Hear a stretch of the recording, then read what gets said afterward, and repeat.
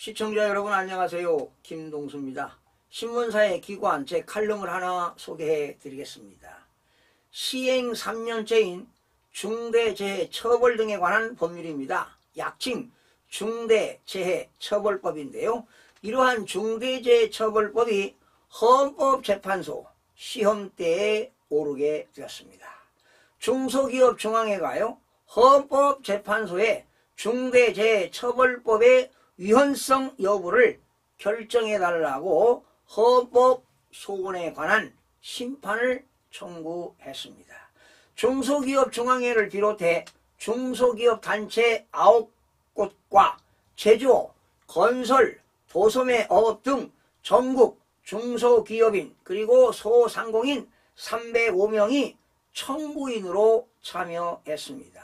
상시 근로자 5인 이상 50인 미만이라서 중대재해처벌법 시행 이후 2년간 적용이 유예되었다가 올해 1월 27일부터 시행 대상이 되었습니다. 그간 준비 부족으로 바로 잠재적 범죄자가 될 수 있다면서 눈물로써 호소한 추가 유예 요청을 정치권이 끝내 받아들이지 않자 헌법재판소에 문을 두드린 것입니다.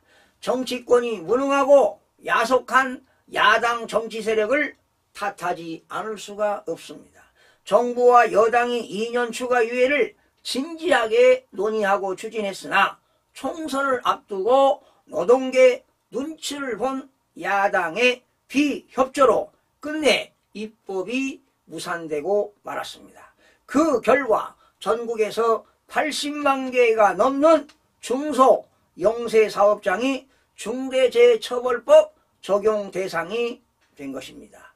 5명 이상의 종업원이나 외국인을 고용하는 식당과 농가, 선장 등이 모두 해당이 됩니다.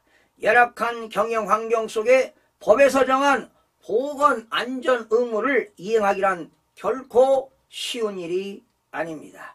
중소기업 안전관리 담당자가 사고 대비를 위한 활동을 충분히 했음을 입증하려면 수십 종류의 서류를 준비해야 합니다. 정작 자신이 법 적용 대상자인지조차 모르는 상황에서 사업주의 책임과 처벌만 강조한다고 중대재해를 막을 수는 없을 것입니다. 어쩌면 산업안전보건법이 있는데 굳이 중대재해처벌법이 필요한지도 묻고 싶습니다. 산업안전보건법은요, 산업안전 및 보건에 관한 기준을 확립하고 그 책임의 소재를 명확하게 하여 산업재해를 예방하고 쾌적한 작업 환경을 조성함으로써 노무를 제공하는 사람의 안전 및 보건을 유지, 증진함을 목적으로 제정된 법이 바로 산업안전보건법이 되겠습니다. 정치권은 기회가 있을 때마다 소상공인 그리고 자영업자 권익보호를 위하여 외치고 있으니 위선이 아닐 수가 없습니다. 중대재해처벌법은 제정 당시부터 위헌성 논란이 끊임없이 제기된 바 있습니다. 법 규정이 애매모호하고 불명확하며 자의적인 해석이 가능하다는 지적을 받아왔습니다. 사업주와 경영 책임자에게 책임을 전가하는 것도 지나칠 정도로 매우 무겁습니다.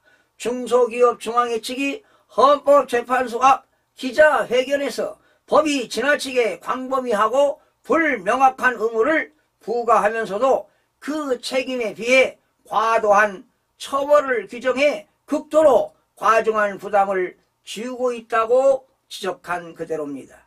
중대재해처벌법이 안전사고 예방에 효과가 있을지를 놓고서도 의견이 분분합니다. 사업장에서 사고가 발생하면 사업주는 1년 이상의 징역 그리고 10억 원 이하의 벌금에 처하도록 규정하고 있는데요. 양벌 규정은 더욱더 무겁습니다. 중대재해처벌법 적용을 회피하기 위한 것이 아니라 책임주의의 원칙에 따른 처벌 수준의 합리화와 죄형 법정주의에 따른 규정의 명확화를 요구하기 위하여 헌법소원에 관한 심판을 청구한 이유가 됩니다. 헌재가 이 사건을 접수하면 심판 기준입니다. 심판 사건을 접수한 날로부터 180일 이내에 최대한 신속히 종국 결정에 선고를 해 주어야 합니다. 수많은 중소기업들의 절박함을 외면하지 않는 헌법재판소의 현명한 판단을 기대해 봅니다. 시청해주신 여러분 고맙습니다.